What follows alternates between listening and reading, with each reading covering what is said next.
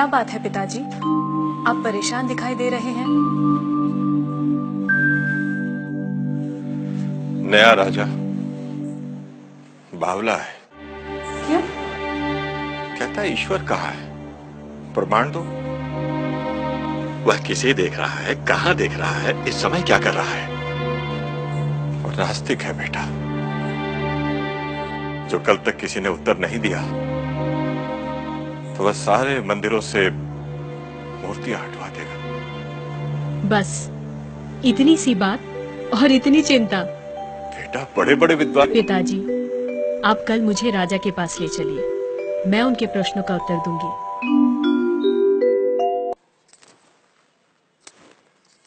राजन, मैं प्रमाण देने के लिए तैयार हूँ, पर उससे पहले मैं कुछ चाहती हूँ। क्या चाहिए? थोड़ा दूध।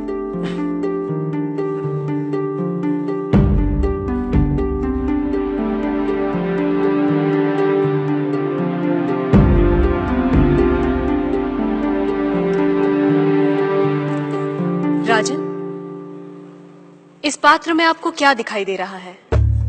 दूध? क्या दूध के अलावा कुछ और दिखाई दे रहा है? नहीं। पर मुझे तो मक्खन भी दिखाई दे रहा है। क्या आपको मक्खन दिखाई दे रहा है?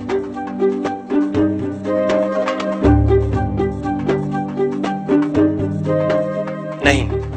पर राजन, क्या इसमें मक्खन नहीं है?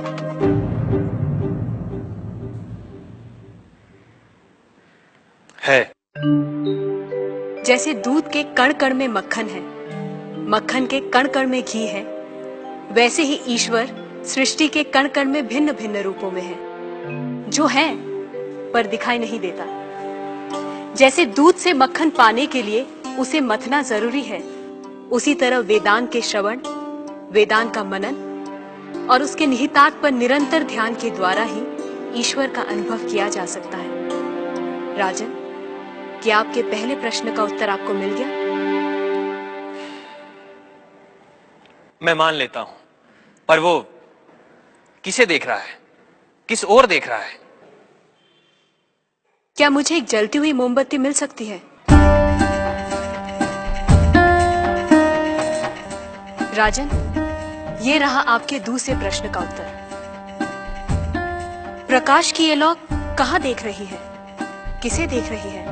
ये सभी को देख रही है। सभी और देख रही है। राजन, जिस तरह इस मोमबत्ती का प्रकाश चारों ओर फैला हुआ है, उसी तरह ईश्वर की चेतना चारों ओर फैली हुई है, और उसी चेतना के कारण हम चलते हैं, बोलते हैं और सुनते हैं। जैसे ये प्रकाश सभी ओर देख रहा है, वैसे ही ईश्वर सभी ओर देख रहा है।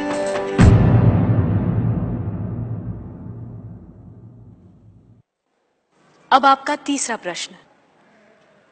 वो इस समय क्या कर रहा है?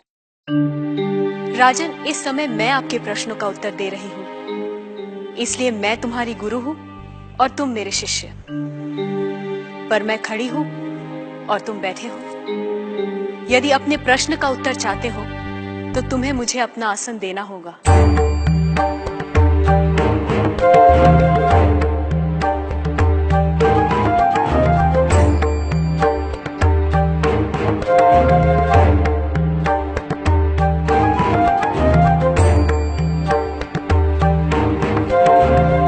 राजन, ये रहा तुम्हारे तीसरे प्रश्न का उत्तर। कुछ देर पहले आप सारे मंदिरों से मूर्तियां हटवाने का विचार कर रहे थे। इस समय आप ईश्वर के बारे में फिर से विचार करने लगे हैं। आप मेरे स्थान पर खड़े हैं और मैं आपके सिंहासन पर बैठी हूं। इधर एक राजा को सामान्य नागरिक का स्थान और एक सामान्य नागरिक को राज सिंहासन दे सकता है, ये आप देख रहे हैं। आप मेरे स्थान पर और मैं आपके स्थान पर बैठी हूं। ईश्वर इस समय ये करवा रहा है, उस अनंत और असीमित शक्तियों के स्वामी, जिसने ये सुंदर, अद्भुत, विस्मयकारी और महान संसार रचा है, जिसमें सूर्य, चंद्र, तारे, ग्रह, नक्षत्र अपने अपने स्थान पर स्थिर और गतिमान है, जिसके कण कण में एक व्यवस्था है। ऐसे शब्दों और ज्ञान से परे ईश्वर के लिए क्या संभव है? कहिए राजन, क्या मंदिरों से मूर्तियां हटवाई जाएं? मूर्तियां तो उस ईश्वर की प्रतीक है, उनका मूर्त रूप है।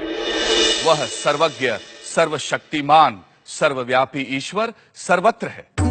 किसी ने उसको पत्थर में पाया, किसी ने पेड़ों में, किसी ने शब्दों के माध्यम से, तो किसी ने प्रार्थना करके। वही परमात्मा अनेक नाम, रूप और गुणों में व्यक्त होता है, और कोई उन्हें अरूप और निर्गुण आत्मा के रूप में जानते हैं।